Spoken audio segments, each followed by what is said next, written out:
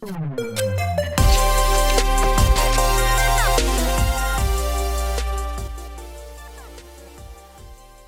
there.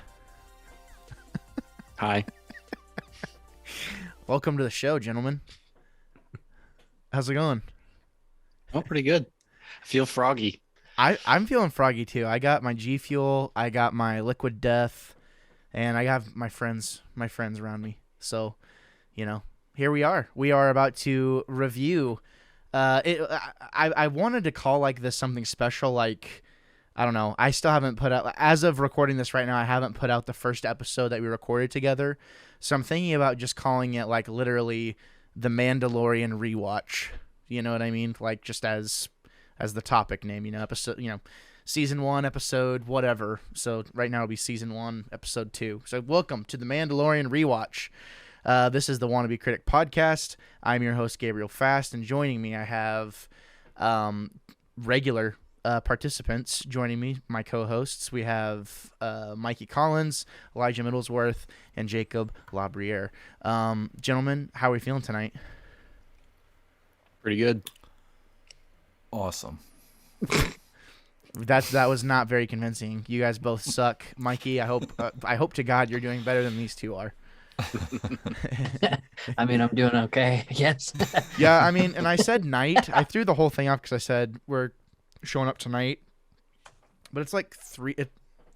I guess. 4 o'clock. I guess it's technically evening, 4 p.m. I mean, would you consider that evening?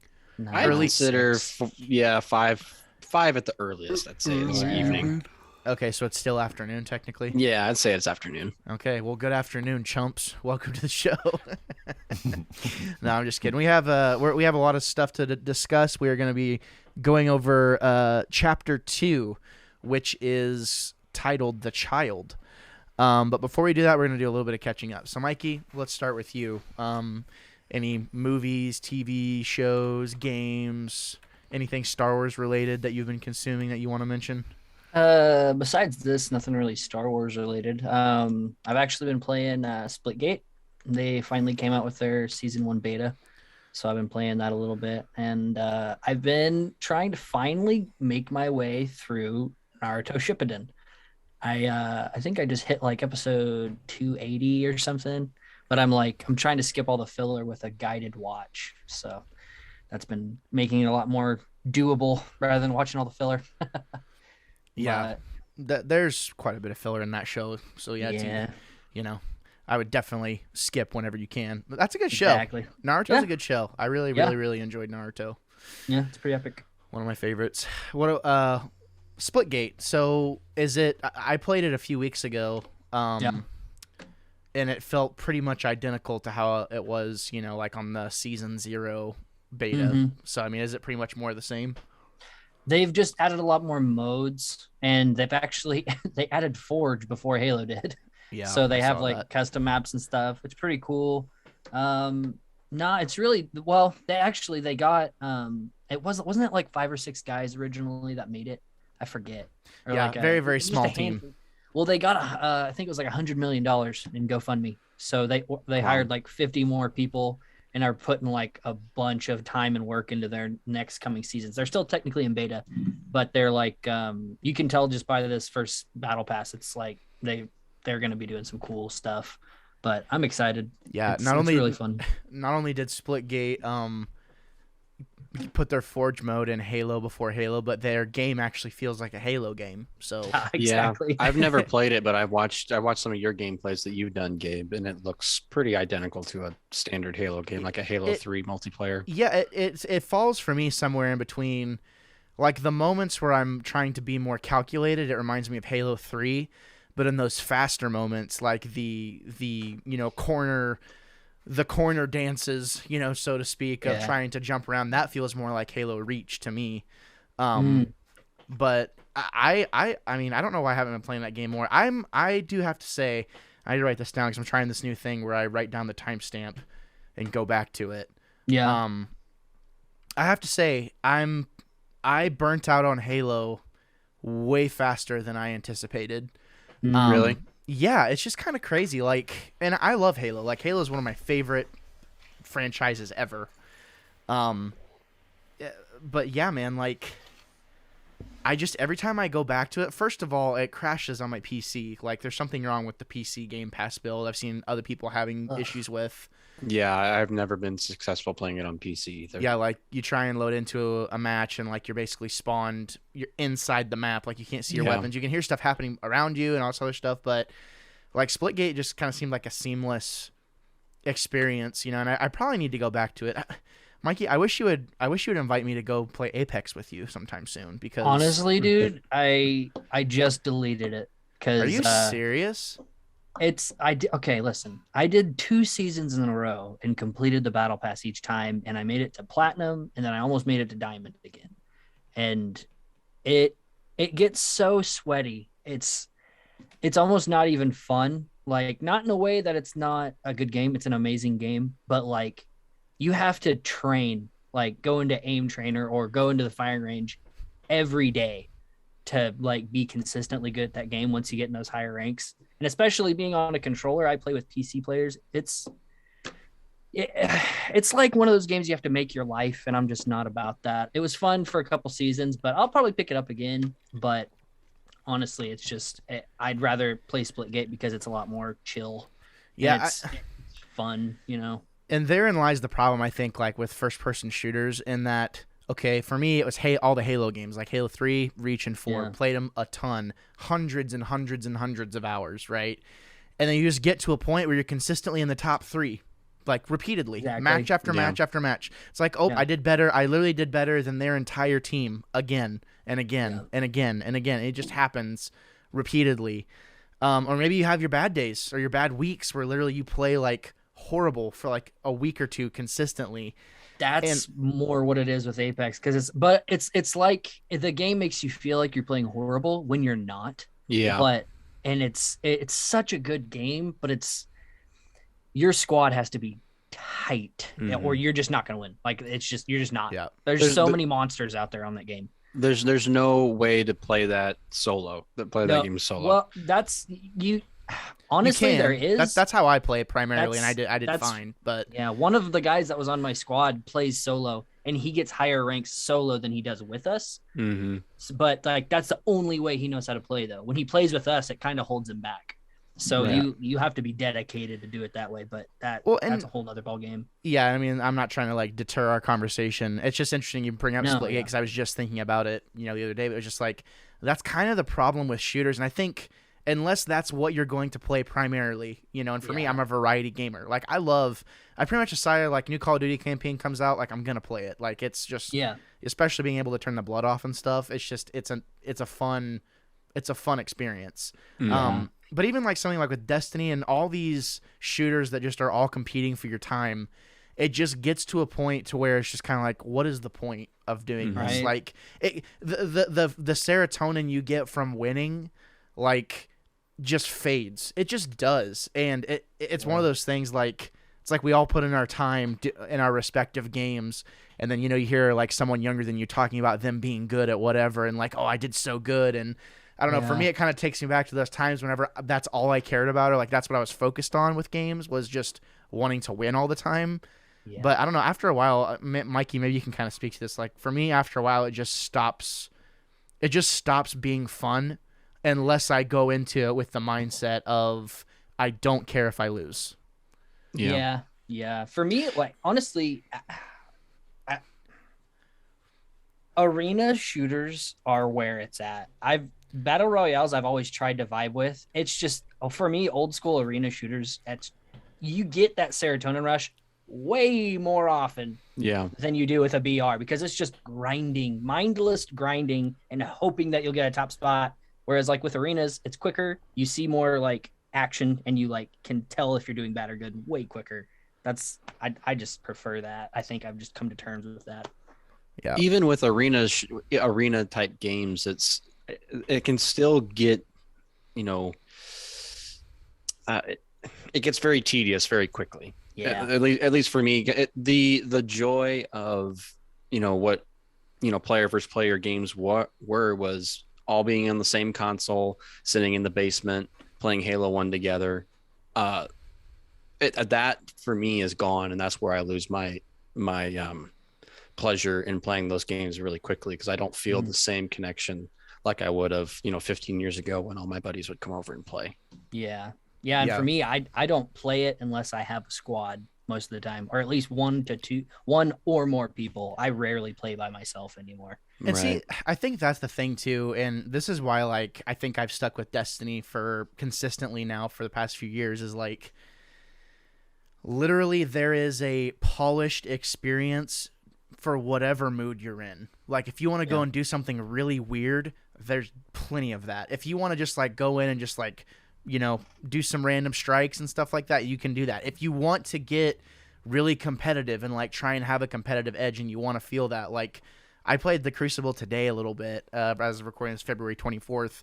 I played a few matches of the Crucible today with the new Witch Queen expansion. And I was just like, man, this feels so much like faster than I remember it being. And it wasn't really, I don't usually play PvP in Destiny just because like, it's not really my jam. That's not why I play Destiny. But I don't know, it kind of, there was a time where it was like, that's all I did want to play PvP wise. So it kind of like made me want to go back to it. But then again, I think if you focus just on that aspect of being competitive, then for Destiny, it would kind of ruin the rest of the game for you in a way. It's like, oh, I know I need to stop playing this mode because I'm getting irritated. And then whenever you go and do it, that's really what you want to keep doing, but it's making you angry. So it's just like this vicious cycle repeatedly. Yeah. So I don't know, man. Like shooters are, I think Splitgate is a very, very like good contender to stay in stay in front of people for a long time because it's really fun. It's really impressive especially for a beta. And it's completely free. So, Destiny's free too, but not the expansions. So, it's cool too because it's free, but you can actually still earn a lot of gear, like without ever spending a dime on the game. Yeah, like it's super pretty nice. Cool. Yeah, super nice. All right, I love those sidebars, gentlemen, but we must press on. Is there anything else you wanted to mention, Mikey? No, that's really it as of late. All right, Lige, let's throw it on to you. What have you been up to? Not a whole lot. Same old. Just still playing some Minecraft, grinding out on that. I've been moving mountains quite literally. I spent probably the past 8 hours I played literally digging out a mountain so I can build a house, like a valley. Like we're talking like 50,000 plus blocks easy. I was mining out. So I've been doing that. That's been really tedious and boring. So nothing really going on there. I started over the Clone Wars. So I'm on episode 2 now. So Jake's been throwing the tidbits in about all the Clone Wars stuff, and I kind of feel lost at times. So I feel like I need to brush up on my Clone Wars lore. So that's going, and then obviously Rebels, and we'll just skip Resistance. We won't talk about Resistance. And then other than that, not much. I've been trying to get back into Valhalla, but we were talking the other day, Gabe. I think I put I don't know how long's in the game, but I put considerable amount of hours into Ivor, almost 2 years ago. And now I feel like if I log back in, I have no idea where I'm at or what I'm doing. So it's like, it seems great in the moment. And then as soon as I'm like putting the disc in, I start thinking about that. And I'm like, I don't know if I really want to do this. And then I end up closing it out and going on to YouTube or something. Yeah. We were talking about that thing of like, whenever you return to a game after it's been, months and months, maybe even a year, and it's like you get back and like you were right smack dab in the middle of something important you were doing with the game, and then you go to play and you're like, I don't remember how to play this at all, actually. Yeah. I don't know any of my controls. I don't know, and that's the trouble with these huge games, man. And Valhalla in particular, because it had big shoes to fill with Assassin's Creed Odyssey, which I thought was one of the best open world games I've ever played, period. Just in the sheer amount of things to do, and I don't know, just the conversations and stuff that you could have is really, really rad. Valhalla kind of offers that more linear experience in terms of like this is the story. It's more akin to the story of, I don't know. It's like there are moments where you can make decisions. I think I've come across a few, but it's very, very different from what Odyssey was.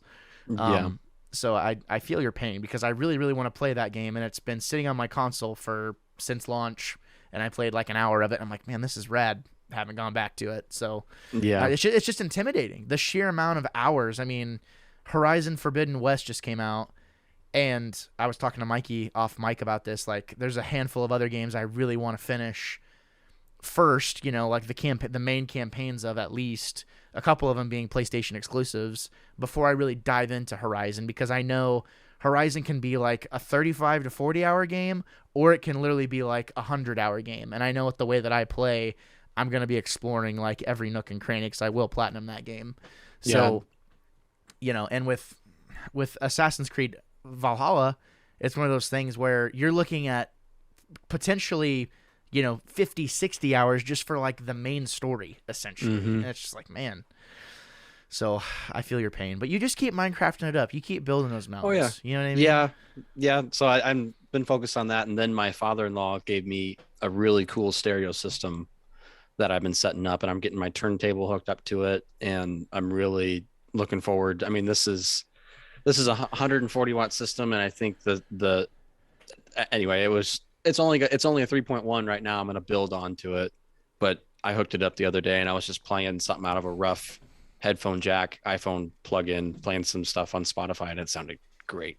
Like, I mean, I'm video really you happy sent, with it. Yeah, I mean, the video you sent to the group chat, it was one of those things I was like, it sounded good even through your phone. Like, Yeah, it sounded pretty clear, and that was with the sub turned all the way up too. I mean, you saw how it was going nuts. Good, but that's also, I was playing Doom music too, so that probably didn't help at all.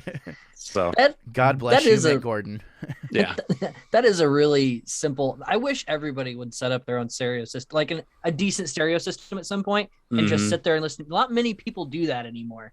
Like, it's a really cool thing to do that. Well, and I got the perfect space for it too. I got right on the basement, right by the bar, and I mean, you've heard my sound bar down here, Gabe. It works and it plays music pretty good, but it always kind of struggled for what I wanted. So, it was literally going to all get thrown out. It was state of the art 10 years ago. Yeah. And I was like, heck yeah, I'll take it for free. And nice. So I'm setting it up, and it sounds awesome. I'm happy. It seems like those systems too. It's one of those things like they either last forever or like, they were putting out so many of those heads like so quickly. Like there are all these different heads, and then all of a sudden they're just antiquated, like all at once.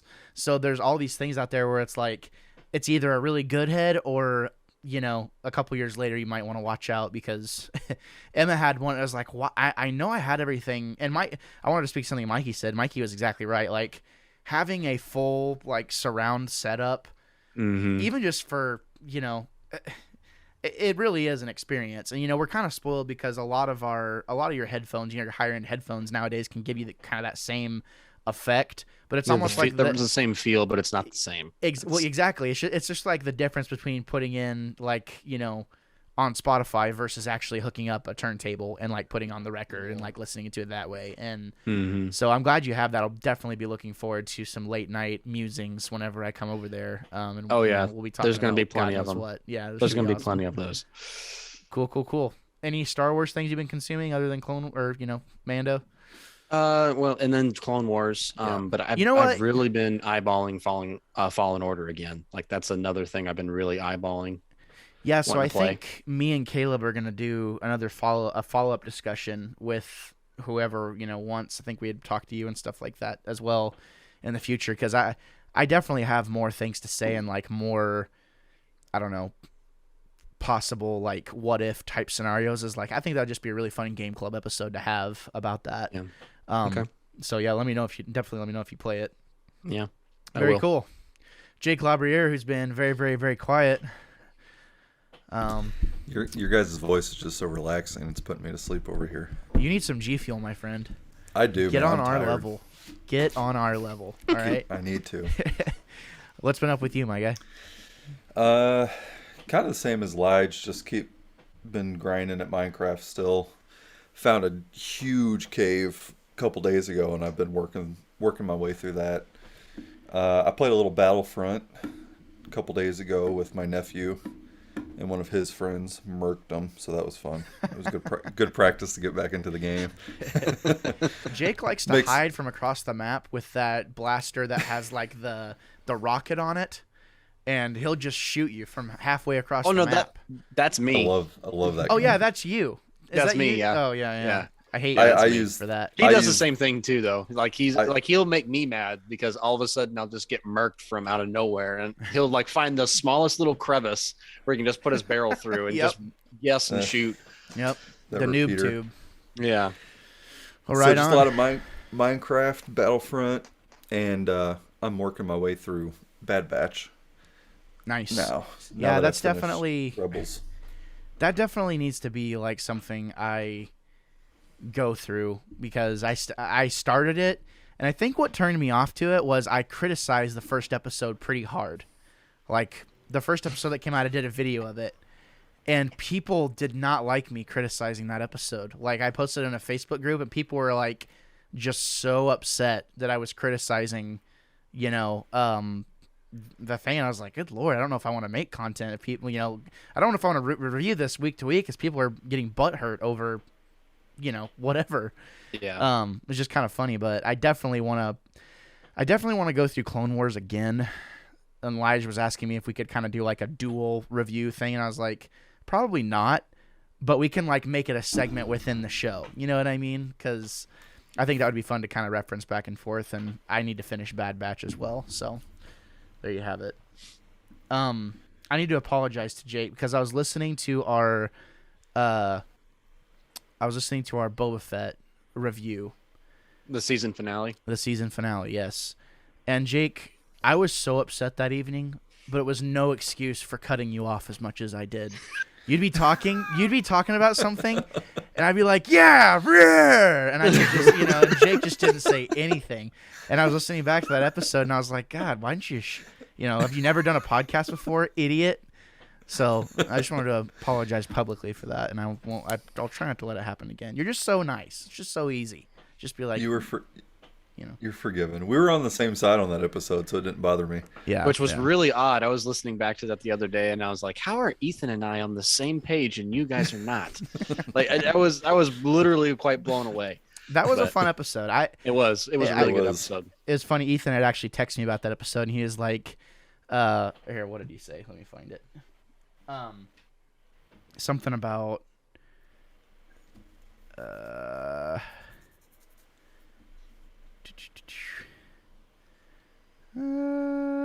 someone vamp. Oh, here he goes. He says, wow, that Boba wrap up was contentious, and I like it. And I had kind of the same. I had kind of the same feeling as I was, you know, listening back to it. That was a really fun episode. You know, it just goes to show, man. 4, you can make 3 work, you can make 6 work, but you can make 5 work even. Heck, you can even come in third. But 4, that's just like the perfect number usually. So, anyways, so we're good, Jake. Just wanted to, you know, clear that up on the air in front of. Oh, yeah. Okay. He just Okay. texted me and said, "I can't believe this guy. Told him I'm This lying. guy's stupid." Putting me on blast on. Yeah. Told Elijah I was going to vent to him tomorrow at work about you. All right. Well, as far as me, I don't think anyone really cares. We don't. Yeah, I know. So it's I kind of do. funny. Horizon. Thank you. Oh, okay. Screw you. Screw you too, then. Hey, Jake, I'd appreciate if you wouldn't chat during the episode whenever I'm trying to give my you know, update. Jake says, "Freaking hate Gabe sometimes. I swear." Yeah, whatever. Jerk. So Horizon Forbidden West is out, Destiny 2 is out, and Elden Ring is coming out. Wow. You know what? No, just forget it. We're ending this thing early. No, I'm just kidding. Hey, I wish you wouldn't type stuff in the chat that I can't read. Freaking idiot. Jacob Labriere, gentlemen, ladies and gentlemen, he's a real piece of work.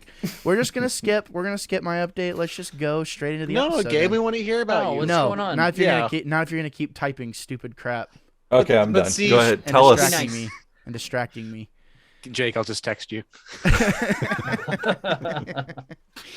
right, look. The point of the fact of the matter is, there's all these games out, new games that I plan on playing, but I'm trying to go through my backlog, and I have stumbled upon a gem of a game. Easy. It's a PlayStation exclusive though, so Elijah and Jacob, you guys are screwed, I guess. It's called Concrete Genie. It's an indie game, and it's really just like relaxing. It's about this kid who gets bullied because he likes to draw, and then he kind of like comes into this like entity, like he comes into contact with this entity that like gives him like a magic paintbrush. So like his hometown is like really run down and like kind of messed up and stuff, and there's no action in the game. Like the only thing you do is you go throughout the world and like you kind of solve various puzzles, and you're bringing these genies that this entity gives you power to, be able to communicate with. And like this magic paintbrush, you like basically paint what the genies want, and then they help you like unlock a door. Or there's like a fire genie that'll like go over to something that needs to be burnt to help you move on to the next area. And I love that I can be so like enthralled with this indie game when there's all these AAA games out, like these big budget multi-million-dollar games, and I'm thinking about Concrete Genie. Like that's all I want to play right now until I beat it. And I don't know that I've had a feeling like that in a long time. Like having this podcast and like having Game Club and like always looking for opportunities to collaborate with other creators and stuff and talk about what's new. Like that's always fun, but it's also work. Mm-hmm. And I like that there's a game that I'm just like looking forward to actually just like enjoying, Yeah. I love the games like that. So that's what I've been playing, and I'll put in some footage and stuff like that. Go ahead, Jake. Sorry. I would just say I'm looking at the stills, and it kind of looks almost Sly Cooper-ish. Yeah, it definitely is akin to that. Like for sure, kind of the Ratchet and Clank, Sly Cooper, type thing. But like I said, like there's no action in it, and it actually like does a really good job of kind of explaining why things are the way they are. Like you might find a newspaper talk about like an event that happened to the town, and the main character, like he'll give like a like he'll tell you about something specific. Like he'll see like a painting on the side of a like an advertisement, on the side of a wall, and then he'll like try and paint over that to like make it look better, and then he'll tell you about like how great this area was and all this stuff. It's just a really cool game. If you ever see it on sale, I think it's $40 usually, but if you see it on sale for like $20, I think that's what I bought it for. It's a really, really like just delightful experience. So you were talking about indie games, and I don't want to take up too much more time, but a game that I forgot to mention that I've been really into is that Towerfall Ascension. Oh my god, dude, that game is so fun. I've been really into that, and we played it at the Washpan, Gabe, and that was the last time I played it, and I downloaded it the other week, and I've been just playing it off and on here and there, but it's such a good time waster, and it gives me the feels like I feel like I'm playing Super Nintendo with my buds in the basement. And that I love that. I love that game because it brings like the intensity of something like Super Smash Brothers, like just very highly competitive and fast moving, and like makes it feel it's just a little bit different, But me and Mikey have spent dozens of hours playing that game in groups, and Mikey always picked the pirate. Yar! Yeah, so exactly. much fun. Yeah, good times. Other than that, though, I do plan on, gaming is my main thing, so I'm going to be playing a lot of games. But I actually started, I finally got up the courage to start working on this story that I've been, kind of working on the past 4 years or whatever. Finally put fingers to keyboard, start typing that up, and I've been drafting stuff and, working out dialogue and just been kind of slowly working on that, as well as, kind of continuing to work on our Storytime, a Star Wars RPG podcast. That's a lot of work, but it's coming together and hopefully should be ready to start rolling out by April. But nice. I'm looking forward to playing again. I've been getting gold mine ideas for the party for quests. So I'm really excited to see kind of, where we go with that whenever. And I've been talking to Ethan too, because Ethan's helping me out with some story aspects, because we're going to be marrying essentially the first season of Storytime and that story that we had made we're going to be kind of marrying that in some ways with this new story. So I've been kind of working with him to kind of find the right way to have that story make a return, and I think you guys are really gonna like it. So it's been. Are we gonna kick off the new sessions with an in-person sesh? I mean, is that how we're gonna start the new season? I hope so. I mean, I don't see why not. That's the only way to do it, in my opinion. I may need to buy a new mixer though. Any excuse to buy a new mixer, like a big one where we can all have our own microphone. Do it. So, yeah, we'll see. Lots of stuff happen. Obviously, I'm trying to get this thing. It's getting better and better with each show. It looks a little more presentable, I think. I still got this tub of nonsense here, but it's starting to come together, and I'm happy. I'm happy about it. So, I'm gonna make you a T-shirt that just says "Tub of Nonsense." You should. That's exactly what I am. That's exactly what I am. I'm a tub of nonsense, dude. So, all right, gentlemen, it's been great catching up. Does everyone feel loosey goosey, warmed up, ready to chat about God knows what? Yep. Okay. I think so. Good. So let me take a drink here. Everyone, if this is your time to take a drink, if you need to take a drink. I'm actually gonna take a leak real quick if we ever gonna take a second. Okay. Fine, whatever. All right. So, The Mandalorian rewatch, gentlemen. Chapter 2, The Child, is the second episode of the first season of the American streaming television series The Mandalorian. It was written by the series showrunner Jon Favreau and directed by Rick Famuyiwa, and released on Disney Plus November 15th, 2019. This episode was nominated for 3 Primetime Emmy Awards. That doesn't necessarily mean anything, but I just wanted to mention it. The plot is, while returning to his ship on foot with the child in tow, the Mandalorian is ambushed by a trio of Trandoshan warriors. He disintegrates one, attempting to rush and kill the child, revealing a tracking fob. Upon returning to his ship, he finds a team of Jawas scavenging it for parts. After a short battle, they retreat in their sandcrawler and stun the Mandalorian unconscious with ion blasts. He returns to his ship, finding it stripped bare and all of his weaponry stolen. With the assistance of Quill, he grudgingly bargains with the Jawas to return his ship's parts in return for retrieving the egg of a mudhorn. The Mandalorian fights the large horned beast, but he is battered and thrown around in the mud, his weapons failing and his armor heavily damaged. As the beast charges to finish the Mandalorian, the child uses the Force to lift it, allowing the Mandalorian to go for the kill by stabbing it in the neck. He returns with the egg, and the Jawas cut it open and eat its contents. He and Quill repair his ship, after which Quill turns down the Mandalorian's offer of reward and crewing his ship. After parting his friends, the Mandalorian takes to space, and the child wakes up after exhausting itself using the Force. Boom. This episode is just under 30 minutes, I believe. Or just like 28 minutes, 29 minutes, something like that. It's short. And I'm just going to come out and say it right now. That's my only con with this episode, is the fact I think it's a little too short. And it's one of those things where it just feels so exciting. It's not like I feel like there was more to be desired or anything like that. Like, it felt like a complete story, but it was one of those things like I felt we could have gotten to the next place maybe, but I don't know. It's not even really a con. It's more of just like I wanted more out of this episode, especially since the first one, because the first one was an hour, right? Or no, how long was it? Do you remember? Someone look it up. Yeah, someone look it up. Look it up. I just wanted more out of the episode, but that's literally my only con with this episode. So overall, what did you guys think of the episode? Go ahead, Mikey. It was good. It just, honestly, it feels like a filler. I thought it was good. Man, they should have just mashed this up with the first episode.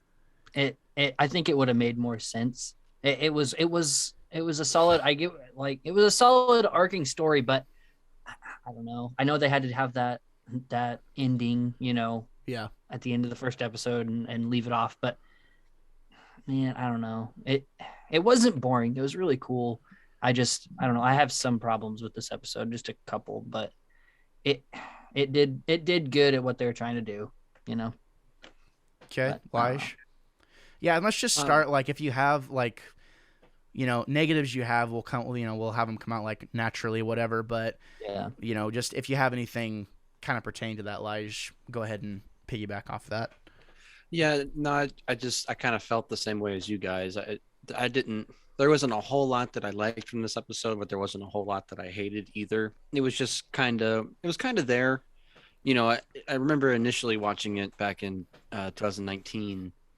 Being excited and being thoroughly entertained. But now, it kind of went by really fast. There wasn't really anything that jumped out at me that was great. So I mean, watching it now, it's kind of a mediocre episode in my opinion. Okay. Jake?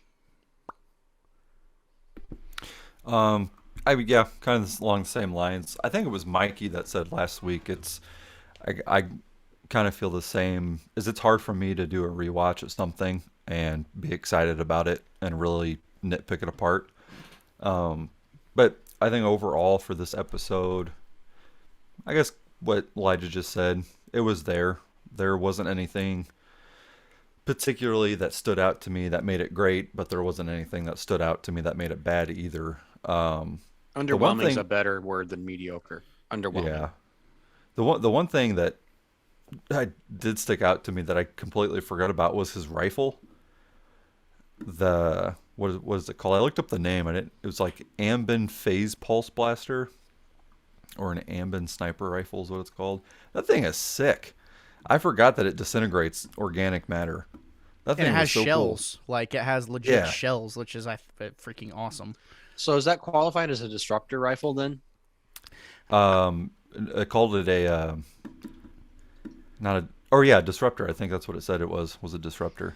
Yeah, I mean, I think it wouldn't surprise me if that was like a little missile or something inside of that shell, and I think a disruptor rifle by definition is something that actually fires real projectors, correct? Or projectiles, Yeah. correct?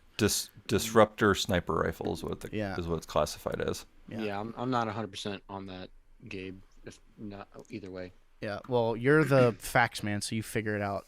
I'll figure it out. Man, it kind of makes me sad. I thought we were going to have, like... I mean, to be fair, there's not a lot going on with this episode. But, okay, here's something for you to think about. I'm going to write this down really quick. Hold on. Here's something for you to think about. So, how often would you say you rewatch just the mainline Star Wars movies? I don't rewatch them often. Once or twice a year, maybe. Okay, If same. that. I mean, at least once a year for sure.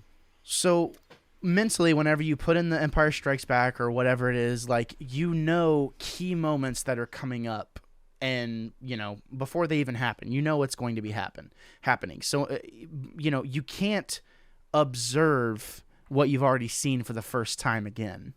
So you are inherently looking for things you haven't seen before. You're analyzing. You are critiquing to a higher level now. You're now looking for things that you didn't notice before. And that's the beauty of Star Wars is there's little details you can pick up on, per rewatch, which is why we have a useless wealth of knowledge whenever it comes to small details regarding Star Wars. It's the fact we've watched it so much. And after watching these first two episodes,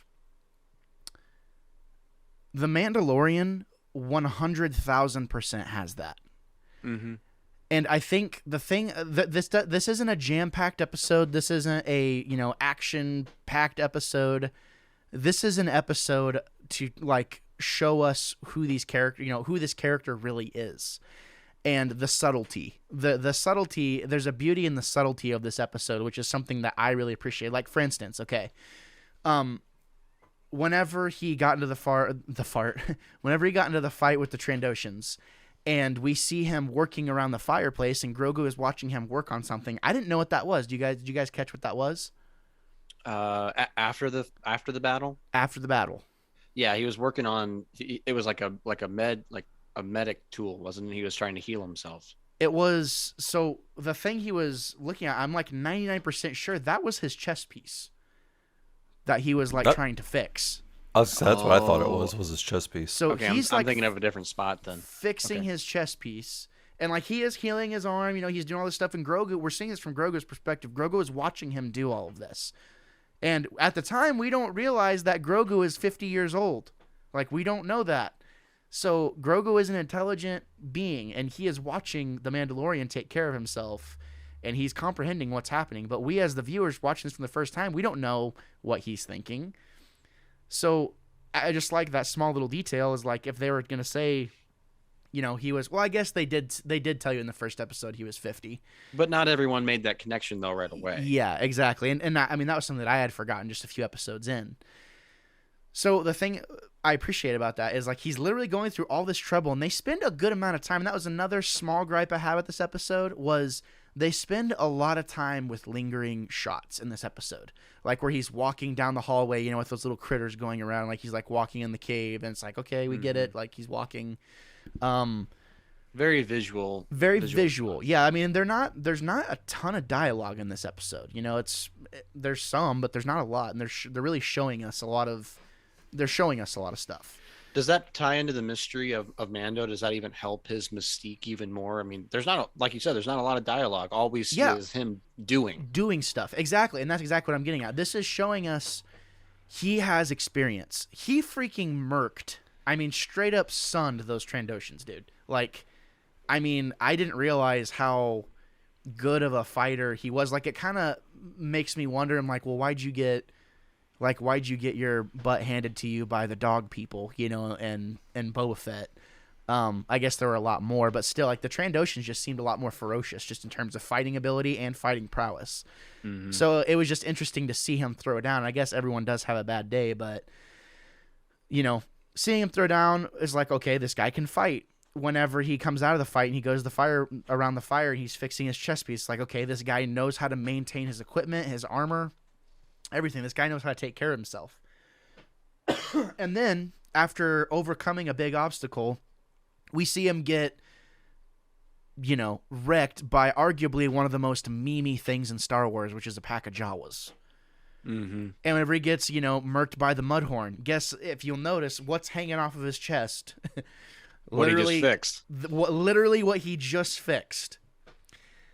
And I don't know. There was just something about those small details that they intentionally put in there to, you know, to show us what he can do and how he is, so that the significance of, without even realizing it, whenever Grogu saves him, it's like a really, really, really big deal. Like, or it felt like a really, really big deal the first time I watched it. And even watching it this time, you know, it took everything he could to do that. And his emotion, you know, is what he allowed to kind of, you know, he doesn't want to see Mando die. He's attached himself to it. And I think this didn't need to be the most jam-packed episode or action-packed episode, because they showed us all of these smaller little details. And I guarantee if I go back and watch it again a second time, I'm going to be like, oh, I didn't even catch that, you know, the first couple times or whatever. So, that's kind of how I feel about this episode. I just think it was kind of an A+ and show don't tell, you know, and I'm a big fan of show don't tell. And I feel like that's part and why I don't think I liked Book of Boba Fett as much, is because they were just telling us so much, all these little details. There wasn't a lot of subtlety, you know, and letting us come to the conclusion as the viewer ourselves. Whereas in this episode, if you're paying attention, there's a lot to like unpack there. So in a way, it's like it would have been cool to have both of those episodes mashed together with, you know, chapter 1 and chapter 2. But if you have this one kind of be isolated, I think it really gives us that chance to get to know Mando a lot more. Because I don't know if I would have picked up on as much had it been like almost like a small movie type thing. But overall, I really enjoyed this episode a lot. I want to talk about how do you pronounce his name? Quill? Quill. Yeah. He is an awesome character. Like, he is. And just the fact that he declined Mando's offer, you know, and like he had integrity of what he knew what he wanted to do, and he was sticking to that. Like, he's going to take care of the valley and all this other stuff. Like, I don't know. It just seemed, there was just something that just really seemed old fashioned about that interaction. And, we compare this to like Westerns a lot, or at least I do. And I don't know, that just felt like a very Western type thing to put in the show. Go ahead, Lige. Well, it's true to his character. I mean, Quill is an Ugnaught, and they were vastly taken advantage of by the Empire. I mean, they weren't slaves by any means. They were rewarded for what they did for the Empire, but they didn't have a choice or to leave if they wanted to. It was either stay and make the Empire strong and get rich doing it, or you die. Pretty much is what it is. So they were in service, even though they were being recompensated for what they've been doing. And I think that really fits the bill, like you said, with Westerns, like with immigrants coming into the New World, coming to the West, trying to find. I'm thinking about the German immigrants that went across on the Oregon Trail and to find something of their own. There's that, all those countries over there, even though they were torn apart by war and famine or whatever, what have you, they were still prosperous. There was things there was towns, there was settlements, and they wanted to go out and get away and start something for themselves. So I think it really lines each other up with, typical what actually happened in the West and what happened in galactic lore.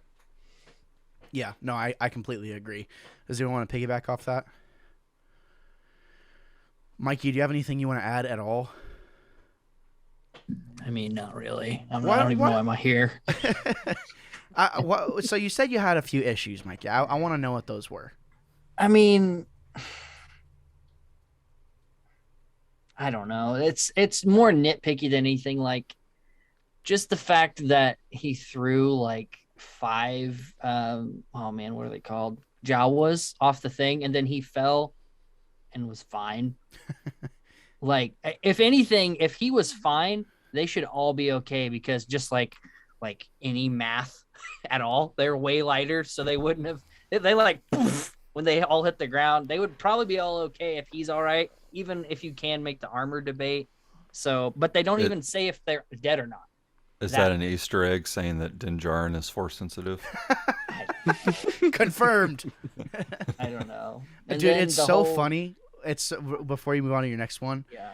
It's so funny hearing you talk about like the falling, because I knew that I was like, Mikey's not gonna like that. Mikey's gonna call that out, and here we freaking are. Proceed. I liked the whole scene, but as soon as he fell, I was just like, doesn't make any. Why would they die and you're fine? Yeah. That well, even.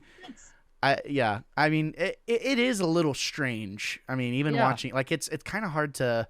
I guess they're just implying like, look, he can take a hit, which is why he's able to go up against the Mudhorn and literally just get thrown around like a freaking. Yeah. It was like watching. I didn't think too much about him falling. It was getting wrecked by a giant woolly rhinoceros. I mean, those things take a normal man and kill him in one. That would take a normal man and kill him in one hit, but he took like 7 and flew like 20 or 30 feet through the air multiple times. Yeah. I mean, so that's where I kind of go into it. It's just, it's Star Wars. I mean, this is all fantasy. Again, it is fantasy, but again, showing us, it's like, look, this guy's, tough. This guy's tough. He can endure a lot, which, I think that could kind of be the theme of the episode in a way, is like, he's literally going through all this stuff to protect the child. Mm-hmm. He's in a lot of peril in this episode, like fighting the Trandoshans, coming to contact with the Jawas, going up against the Mudhorn, and then on the way back, like trudging through the storms, to try and get back to his thing so he can deliver the child and like fulfill his duty and do his job. He goes through a lot in this episode, but I get the gripe though, because I thought the same thing. I was like, that's a little okay, whatever. So what was the next one, Mikey? I think it's just a classic one of how, like, basically his whole thing with the Mudhorn's a lie. Just how he helps him kill him, basically. It is cool because it shows like how skilled he is, that he literally takes it out in one hit. But the only reason he basically gives up, and then Grogu gives the Mudhorn to him, but he never mentions that. Like, so he's probably scared too. Yeah, because they talk. Well, spoilers if you haven't watched the newest seasons of Mando, but like they're so mad about the helmet thing. His whole insignia is because of that one battle, but he didn't even do it. Like, I don't I don't know. That just I know they had to show that he has powers. I feel like they could have done it in a different way though, or Well, something. no, the thing on his shoulder, that's a mythosaur, isn't it? No, it's it's a mudhorn. He got Is that it? because he killed the mudhorn. Mm-hmm. Does he already But have a piece of Beskar on at this time? I thought though. Yeah, that was Yes. the no insignia was put on it yet. Yeah, Oh, I see. Yeah. I see. so I don't Well, know I why mean, they he- opted to do that.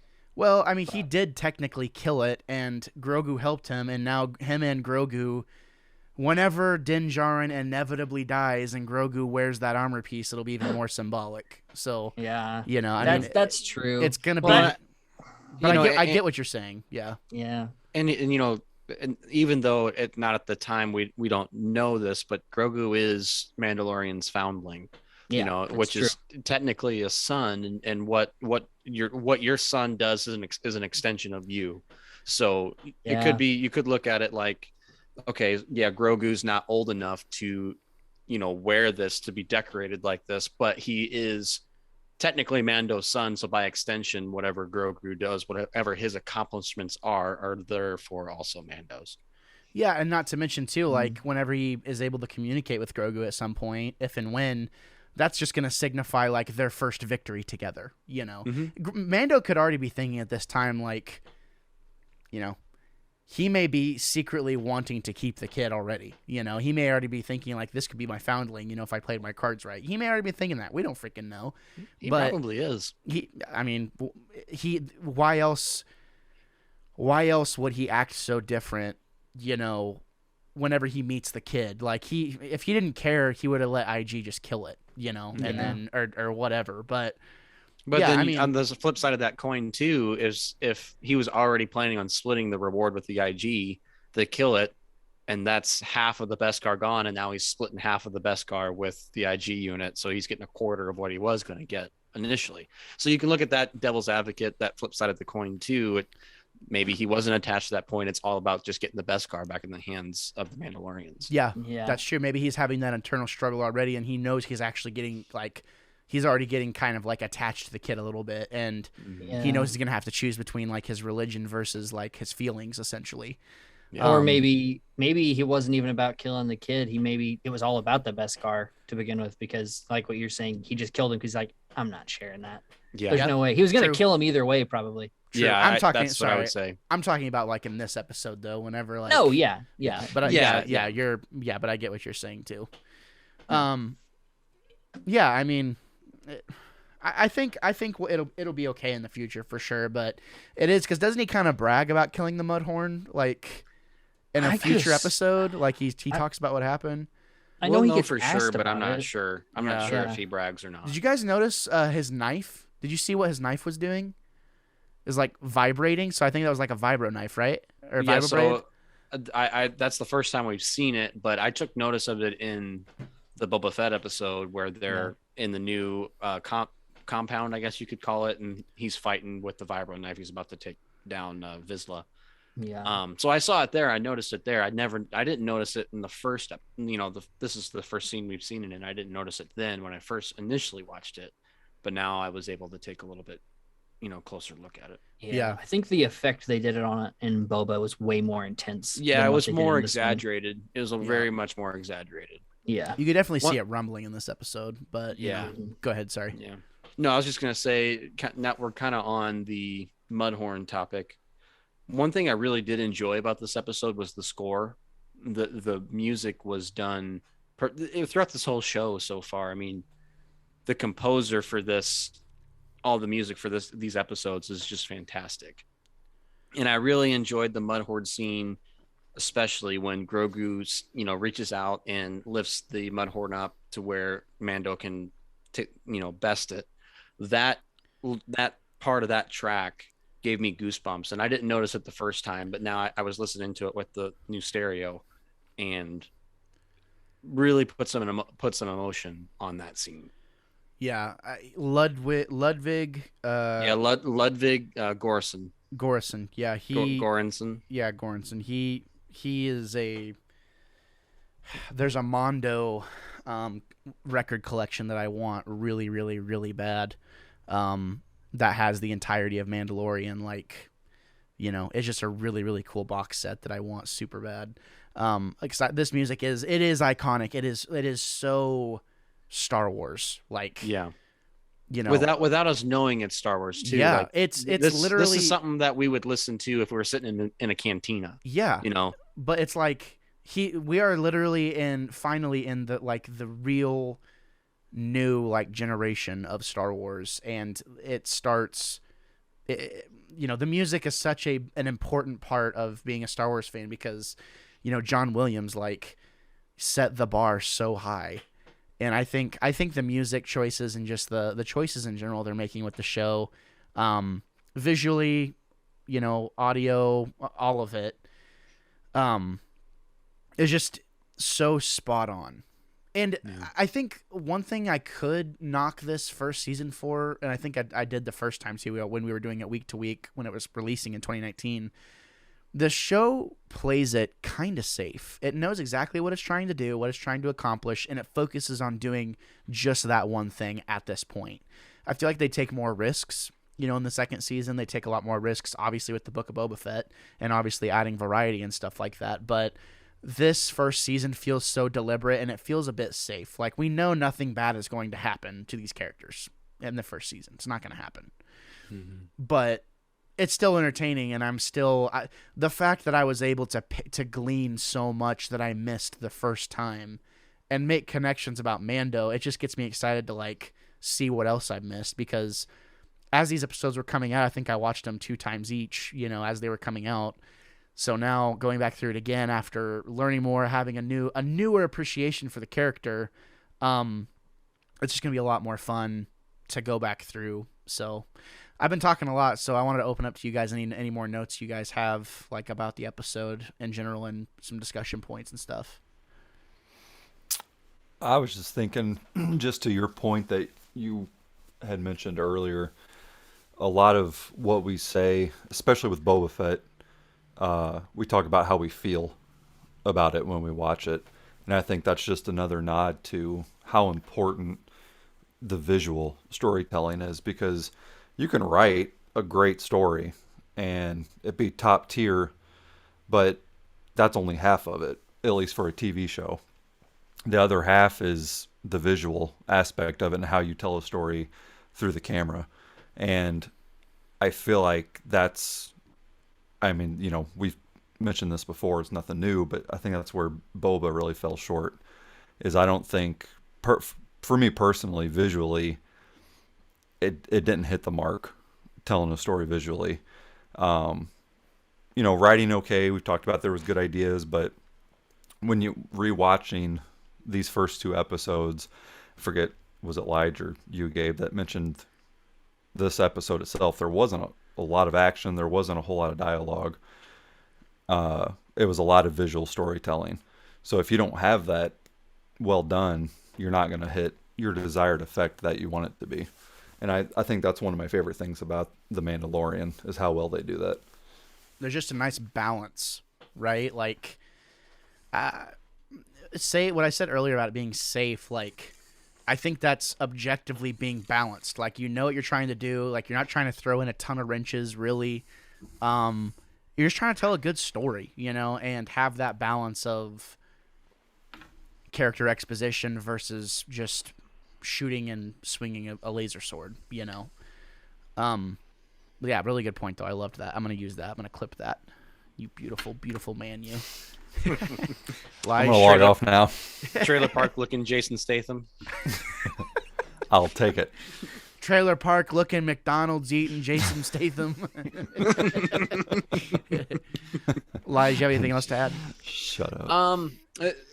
Not really. I mean, like I said when we first started talking about it, the episode to me was really underwhelming. I didn't hate it. I didn't love it. One thing I did have a question on was, did anyone else notice that, and I'm sure we'll probably notice it more throughout the series, but the child is obviously a puppet. Grogu's obviously a puppet. Are his eyes CGI? Yeah, Grogu is a puppet on set. Yeah, but I'm looking at his eyes, and I'm like, his eyes look a little too perfect to be glass. So is he a mixture of CGI and a little and a puppeteering, or what's your guys' I opinion mean, on I that? feel like they would have to. I feel like, I mean, yeah, I mean, I feel like they would have to, right? I mean, To make it look in realistic. some aspects. I mean, I feel like using animatronics whenever possible to try and recreate that old school feeling, Um, yeah, I mean, I think Uh, that's the smartest according thing. to, oh sorry, No, please, please. I was gonna say according to Wikipedia, it says that he is mostly a work of animatronics and puppetry, although accentuated with computer-generated imagery. Yeah. Okay, so yeah, then that's what I'm seeing then, because it was mainly his eyes that I saw. It just they look too perfect. They look too moist, too wet to be just glass eyes. I can see Gabe's face. That was gross. No, but that's Too the only way moist and I too can. wet. That's the only way I can describe that. I mean, All like right. our Don't you talk eyes, about a puppet like that. our eyes have a natural, gloss to them that can't really be replicated. It's hard to be replicated like that, with man-made products. So it looked a little too real for glass to me. So that was the only thing I noticed. Okay. If any final thoughts from anyone else? I'm just excited for the next episode. I mean, I am too. Like, Go ahead. Sorry. the next episode is called The Sin. Yep. How many episodes are there in the first season? I can tell you Seven? right now. 7 or 8, I thought, right? 7 or 8. You know, Gabe, that was a good point that you brought out, actually, about when you do a rewatch, look for little things that 8 episodes, you may by have the way. missed the Sorry. first time. I'm gonna have to keep that in mind because I've been kind of watching it passively and been like, oh, Yeah. Well, I mean, that was just kind of like something I learned as a young guy, right? Young kid watching the same 20 movies over and over again, right? It's like, what's going to happen. You know what's about to happen. So I just found myself, playing my Game Boy and watching my favorite movies, my favorite shows and stuff I'd seen a million times. And then finally realizing, like, subconsciously, like, I don't want to drown out this thing. Like, I do want to pay attention to this thing. And I think that's a skill that's followed me into life now. Like, I can totally watch a show and play a game at the same time, and get most of what I need to get. I'm not going to play like something super duper like story heavy, and whatever, but you get what I'm saying. Yeah, I mean, I think that's always a good strategy is if for me going into it, I knew the key parts that I was still going to pay attention to, but I wasn't going to be surprised by was him being attacked by the Jawas and fighting the Mudhorn. I'm like, oh yeah, that's the one where he does this. So then I find myself just looking in between all the cracks, and yeah, like I said, I'm looking forward to seeing what the rest of the series holds that I might have missed. So good times, gentlemen. It's been fun. We've been caught podcasting for a little over an hour. I am enjoying this rewatch a lot. I think it's exactly what I wanted it to be. Mike, are you showing up next week or? Sure. Awesome. Sure. Please don't be so loud next time. Did we rate last week's episode? Are we going to do a 1 to 10? We can if you guys want to. I would give last week's episode a 10 personally. I think it's like nearly perfect in a ton of ways. I'd give it personally. I'd give it an 8. I mean, like it's good, but just like I'm just looking at it as a from in the thinking of never seeing the rest of the show before. Yeah, it left a lot to be desired, like story wise to me. So I'm gonna in that mindset, I'm gonna give it an 8. I think they're actually thinking about it now. It's probably more like a 9 because there was just a lack of epic nature, like that. I think would be. I would give it a solid 9, and I would give this episode a 9 too. Just in terms of enjoyment, but there were things that I personally enjoyed that you guys didn't. So that's why ratings don't mean diddly. Yeah, I'd give this episode a 7. Okay. Mikey, for the first 2 episodes, what do you rate them? For the first one, I'm probably along the same lines as you. The 9 sounds pretty good. That's just really good. Even if it's not in Star Wars, that's just really good television with that first episode. It's just really good. This one, I mean, man, I said it was a filler episode, but it's not awful. It's just watching it. It doesn't have a lot of rewatchability, which is not what they're shooting for, I don't think, with these anyways. So I can't really judge it off that. When I first watched it, like you guys, I was like, oh, I was looking at every single detail. I was like, that's sick. I can't wait for next week. So if I'm rating it off of a second rewatch, it's probably more like Elijah, like a 7. But if for the first time I watched it, it was probably more like an 8, 8.5, I'd say. Okay. Jake? Yeah, first episode, 9. I don't think I'm going to give any episode in this show anything lower than an 8, probably. Because I think the storytelling was so good. Even in the episodes like this episode 2, there's just, I don't know, it's just good. I'm going to give this one probably like an 8.0. Okay, there you have it. Yeah, I'm sticking to just personal enjoyment, right? Both of these episodes are 9s for me, and I really think that this episode is really important to show us who Din Djarin really is, because there's just a lot of subtlety, and he gets kicked around a lot, but it shows us that he can take that. It shows us that he can get kicked around a lot, and it shows us why he is alive. Like, literally, he's been just taking care of himself, like doing his thing. Like, he is a Mandalorian. Like, he has those skills to keep himself alive, and I just, I love that. And then having the knowledge of what we know now about Grogu, just knowing that Grogu is watching him do all of this, while he's doing all that. And I don't know, I just really, really enjoyed it. I love that chemistry and that back and, I just loved seeing them on screen together in such an early phase of their relationship, because it just still feels like there's just so much more to explore there in their relationship. And I don't know, it just keeps me excited. It keeps the enthusiasm high for me for Star Wars. And yeah, I'm ready to jump in to watch the 3rd episode as well. So there you have it. I didn't catch the first time around. I didn't realize his armor, it looks a lot like Boba Fett's. It really color-wise. does. Yeah, It really Color-wise, does. the color scheme. And Color then white, I yeah. noticed the tan underlayment too. Yep. That's very Empire Boba Fett, as Yeah. well. Yep. And it was kind of honestly refreshing to see him out of his, chrome, armor that we've grown so accustomed to. I remember going back to that first episode when he opened the doors open to that saloon, and we see him for the first time. It was kind of a culture shock a little bit, from what we have seen in the future of the Mandalorian. It was, I forgot he wore all red stuff. It's kind of it was a neat throwback, and it was a neat detail to be able to see again. Oh, sorry, go ahead, Jake. No, I was just gonna say it's kind of interesting to me that it seems like they're almost incorporating a little bit of like Boba reference and Jango reference with him.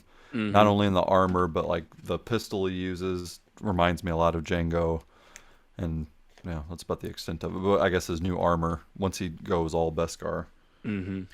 I personally like the aesthetic of like having a hodgepodge of armor pieces versus a full, suit of armor. It gives it a little more character. I personally like that more. Yeah. Because I don't know, finding enough Beskar to have a complete suit of armor just feels a little too convenient a little bit. Obviously he has to look awesome for the toys and the marketing and all this other stuff, but I don't know. I think having him, I don't know, like maybe have one piece of Beskar on his shoulder, like one piece of Beskar like on his knees or something like that. Like, I don't know. I think like you were saying, it could have added a little more character to it. And anytime you would find enough Beskar to have another new piece, it would feel like a really big deal, And I guarantee, I'm pretty sure it'll be the next episode where he gets all his new armor. But we'll be able to see the flip. Like I remember seeing him in all his red armor the first 2 episodes, and then seeing him go full chrome after that.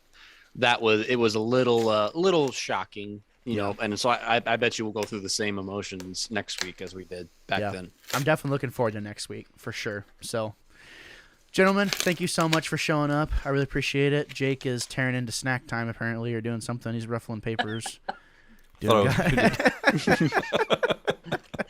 Sometimes I'll be editing the show, and you guys usually don't hear it, but sometimes I'll just hear Jake, and he's all like eating something or drinking. Dude, I know. Or I'm just, so bad about like breathing through my nose. It's so all right. okay. It's all good. It's cute. My mic has a mute button, and Yep, definitely can't hear you, dude. Yeah, you're muted now. Mikey has the same mic, I think, right? sometimes I swear I push it and it's blinking, and then it still comes through. Well, Yeah. do better. All right. I was just gonna ready to say I'll do better, Gabe. I promise. Just kidding. All right, Mikey. I know you don't want to be found, but Lige, where can people find you? Creep to Your Left on Instagram and on Twitter. Jake.